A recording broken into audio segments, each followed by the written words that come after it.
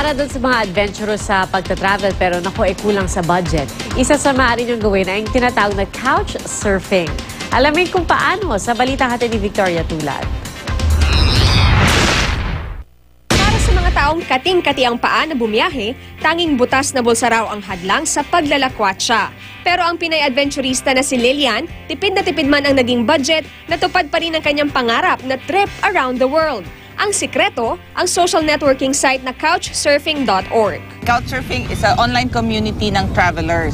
Pwede kang makahanap ng mga tao na willing mag-host sa'yo. Pero higit sa matitipid sa hotel, mga panibagong karanasan daw ang mas mahalagang pabaon ng couchsurfing. My most interesting experience with couchsurfing is when I went to Jordan. So this guy, he gave me an option. Do you want to stay in the village or you want to stay in the cave? Of course, I want to look at the cave. May 7 million couch surfers sa buong mundo. Karamihan nasa Estados Unidos at Europa. Sa Pinas naman, dumarami na rin ang mga dayuhan na sumusubok mag-couch surf.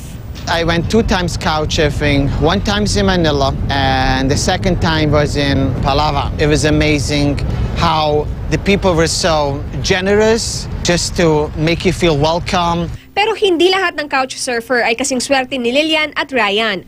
Noong 2009, isang turista mula sa Hong Kong ang hinalay umano ng couch surfing host niya sa United Kingdom. Couchsurfing kasi sa website lang lahat yan. So there is a risk involved. Bilang iwas peligro, may tinatawag na reference system ang couchsurfing. You can write about your experience with this certain couchsurfer. Pag maraming negative reference, obviously you don't want to stay with this guy.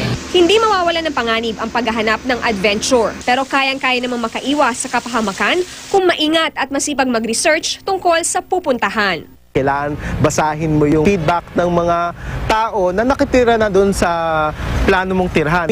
There may be risks involved, but if you're really on a tight budget or you want to experience the local destination through the eyes of local, you might want to try couchsurfing. Victoria Tulad, GMA News.